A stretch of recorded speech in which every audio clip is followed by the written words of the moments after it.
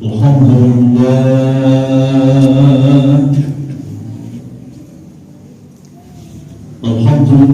الذي أنزل السكينة في قلوب المؤمنين ليزدادوا إيمانا مع إيمانهم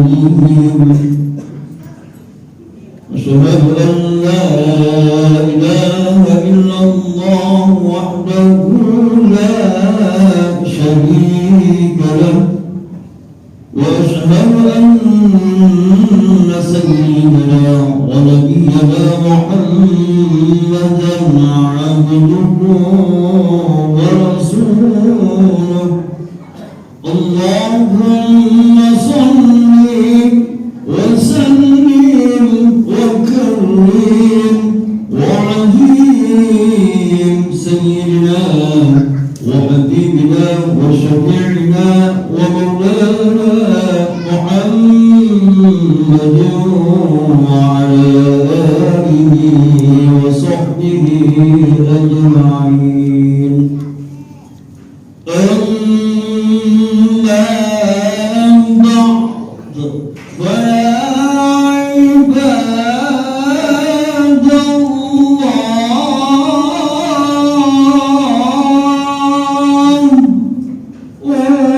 أوصيكم وإياي بتقوى الله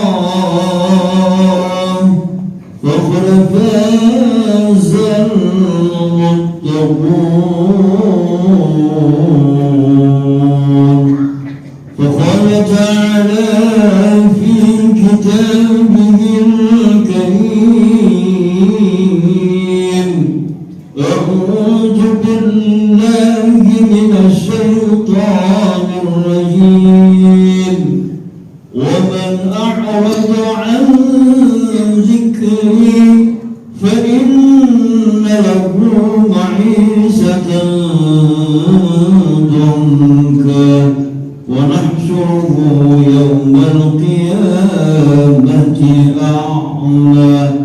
وقال النبي صلى الله عليه وسلم الدنيا سجن المؤمن وجنة الكافر.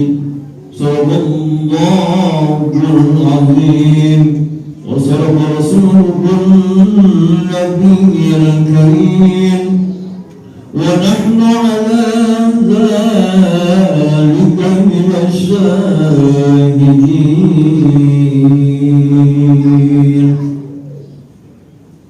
Masyarakat muslimin, masyarakat mukminin, jemaah masjid al-raya, insyaallah dirahmati, dimuliakan dan derajat takwanya juga senantiasa akan meningkat di dalam bertambahnya umur dan usia kita sampai menjelang kita pada saat menghadap Allah Subhanahu wa ta'ala.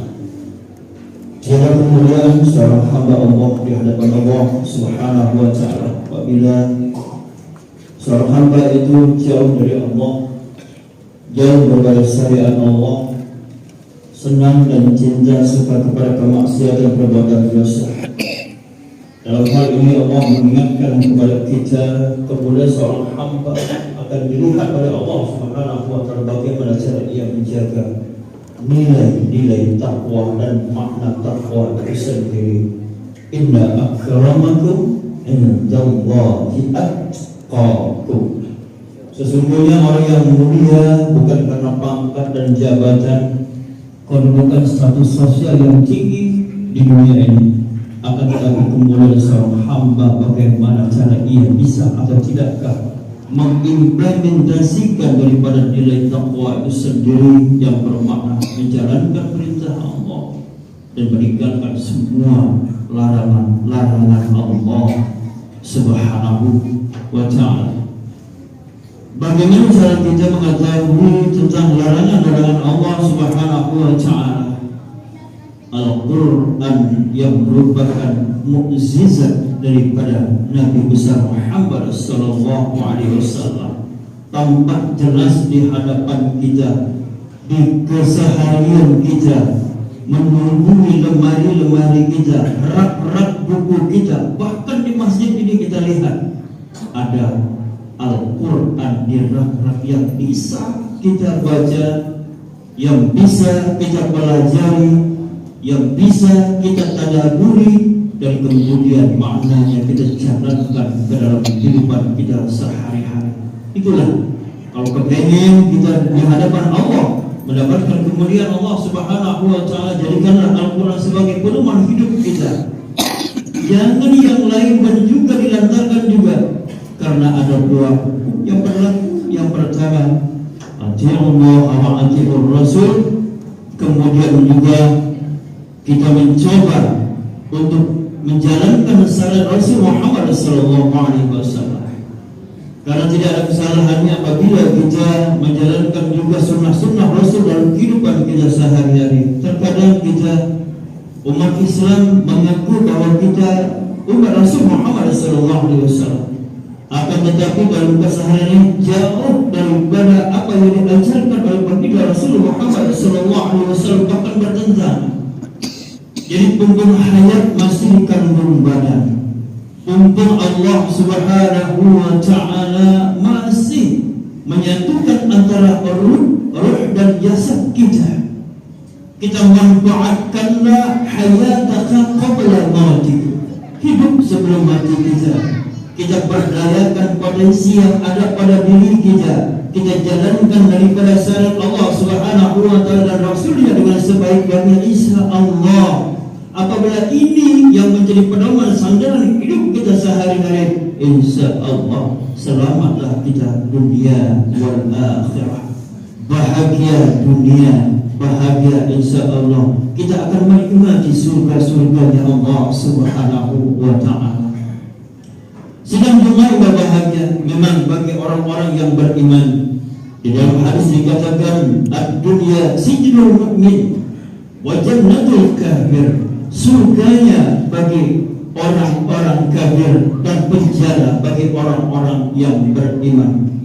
Betapa tidak bagi orang yang beriman, panca indera yang diamanahkan oleh Allah Subhanahu wa taala, baik mata, hidung kita, telinga kita, kaki kita, tangan kita, kulit dan semua yang ada pada dalam diri kita, ini diupayakan untuk dipenjarakan agar jangan sampai kita untuk melanggar daripada hukum-hukum Allah Subhanahu wa taala. Pada saat perbuatan dosa yang akan menghampiri mata kita, tempat kita beristighfar kepada Allah Subhanahu wa taala. Pada saat juga kita akan melakukan hal-hal lewat tangan kita, suatu perbuatan kebatilan, kesalahan yang mungkin akan merugikan daripada orang lain, menandatangani yang bukan haknya kita ambil, kita nikmati. Kemudian juga kita berikan untuk keluarga kita. Ini adalah suatu kesalahan dan kedosaan. Sesungguhnya Allah Subhanahu wa taala itu, ittaqullah haitsu ma kunta. Takutlah kamu di mana saja Allah itu berada, mengawasi kita, memperhatikan kita. Jadi dalam hidup ini tidak ada yang lolos daripada pengawasan Allah Subhanahu wa taala. Allah innallaha sami'un basir. Sesungguhnya Allah itu maha mendengar lagi maha melihat. Berarti di mana saja kita berada selalu diperhatikan oleh Allah Subhanahu wa taala. Apakah kita berasik-asik untuk menikmati dunia ini, yang tersaji di dunia ini? Apakah kenikmatan yang di dunia ini yang mungkin tidak dirasakan oleh orang lain kita rasakan? Semuanya itu, bahkan juga perbuatan dosa yang kita kerjakan, yang pada saat itu seolah-olah orang tidak melihatnya. Sesungguhnya Allah maha memperhatikan kita di mana saja kita berada. Ittaqullah haitsu ma kunta. Takutlah kepada Allah di mana saja kamu berada. Dari hadis qudsi ini bahwasanya Allah menjelaskan kepada kita, kita tidak perlu takut kepada manusia, takutlah kepada hukum-hukum Allah Subhanahu wa taala. Apabila telah terpati ketakutan kita hanya kepada Allah Subhanahu wa taala, apapun di dunia ini termasuk miskin, Jika itu memang daripada akan menghampiri kita, kita yakin hidup ini sudah ada yang mengaturnya, Allah Subhanahu wa Ta'ala. Tidak dapat di dunia, namun iman kita tetap terpelihara, tetap kita terjaga. Maka jangan orang-orang yang seperti ini miskin di dunia, insya Allah kaya di akhirat. Jangan kita malah terperosok. Di dunia sudah tidak ada apa-apanya, dalam keadaan apa? Tidak juga beriman dan bertakwa kepada Allah Subhanahu wa Ta'ala. Jauh daripada syariat Allah Subhanahu wa Ta'ala.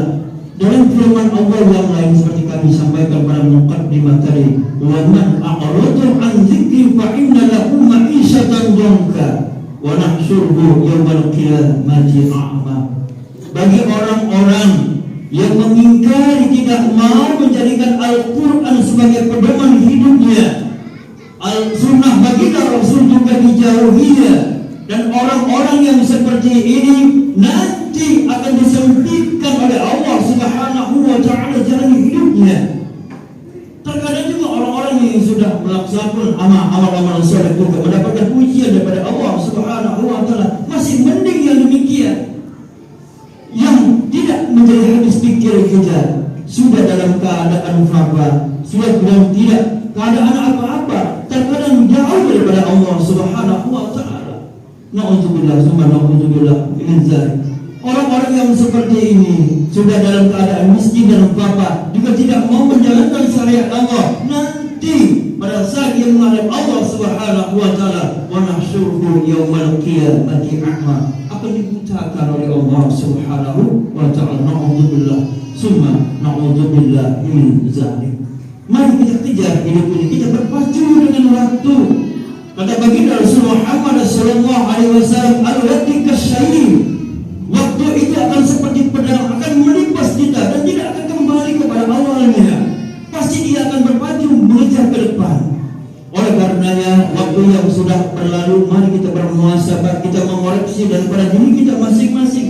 Apakah banyak perbuatan dosa? Kita hitung timbangan-timbangan. Apakah banyak maksiat yang kita kerjakan? Apakah amal soleh, amal kebajikan yang sudah kita kerjakan? Mari kita bermuhasabah. Takutnya nanti kita berasik-asikan dalam menikmati keduniaan ini.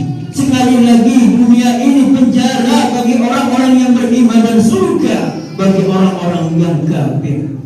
Orang-orang yang kafir mungkin bisa saja menghalalkan segala macam yang cara, yang penting tujuan, kenikmatan dunia yang bisa rasakan. Bagi orang-orang yang beriman dibelenggu, karena dalam proses hidup di dunia ini, itulah janji bagi Rasul Muhammad SAW. Walaupun kita terbelenggu di dunia, panca indera kita dibelenggu di dunia, insya Allah orang-orang yang dengan istiqamah menjalankan yang demikian, insya Allah, jika dia sandarkan, ia selalu meminta pertolongan kepada Allah Subhanahu wa Ta'ala. Iyyaka na'budu wa iyyaka nasta'in.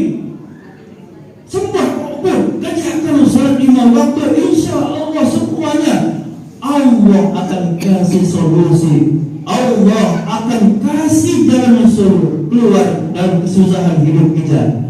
Di dalam surat At-Talaq, Allah Subhanahu wa Ta'ala mengingatkan kepada kita, wa may yattaqillah yaj'al lahu makhraja wa yarzuqhu min haitsu la yahtasib. Bagi orang-orang yang bertakwa, jangan takut, kata Allah Subhanahu wa Ta'ala.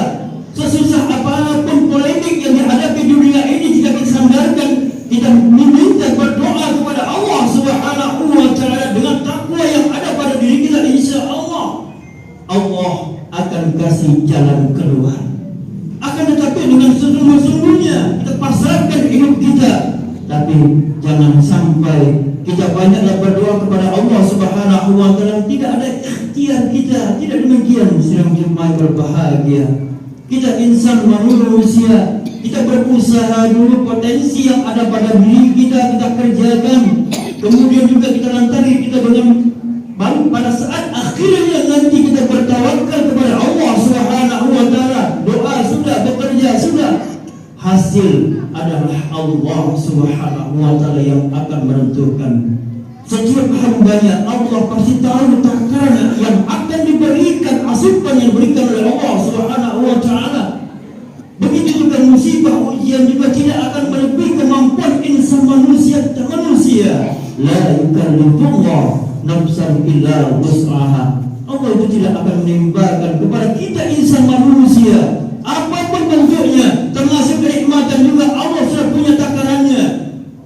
Terkadang kita ketamaan, kecongkaan yang ada pada diri kita, pantaslah baginda Rasul Muhammad sallallahu alaihi wasallam dalam hal nafsu ini tidak akan pernah dapat dibunuh sampai ia maut menenggut nyawanya, baru nafsu itu akan hilang pada diri kita.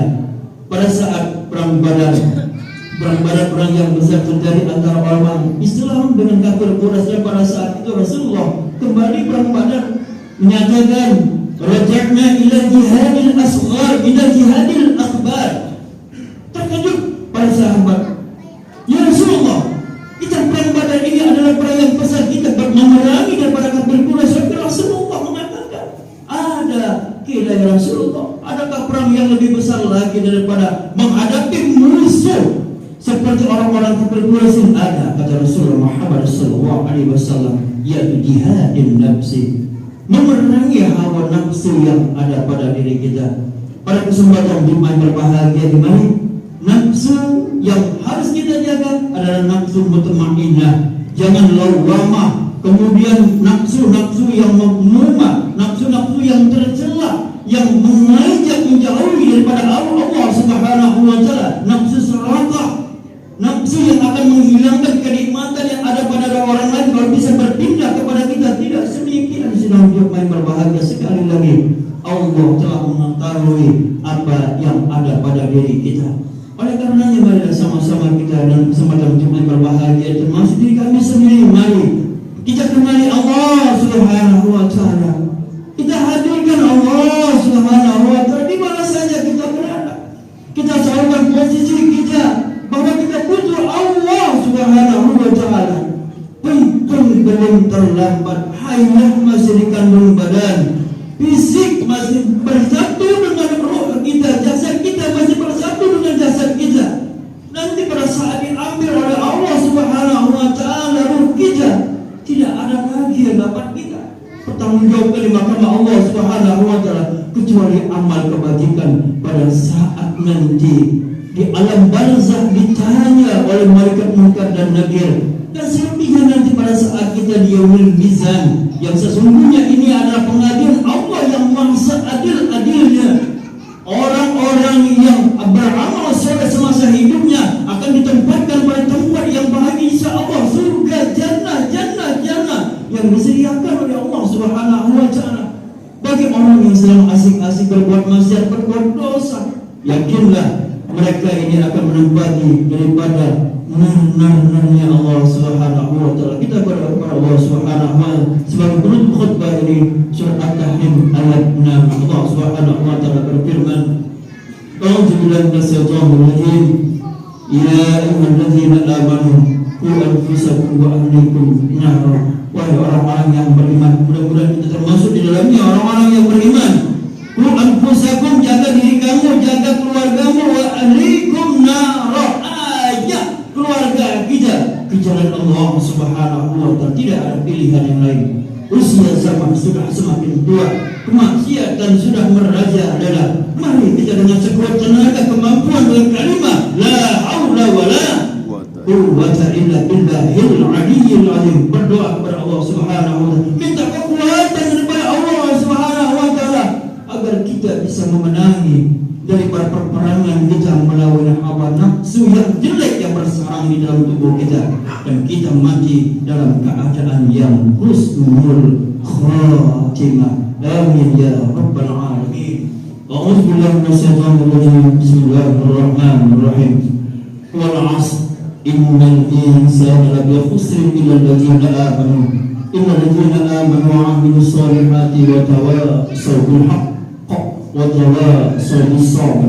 بارك الله لي ولكم في القرآن العظيم ونفعني وإياكم بما فيه من الآيات والذكر الحكيم وتقبل مني ومنكم تلاوته إنه هو السميع العليم. أقول قولي هذا وأستغفر الله العظيم لي ولكم ولوالدي ولوالديكم ولسائر المسلمين والمسلمات والمؤمنين والمؤمنات فاستغفروه إنه هو الغفور الرحيم.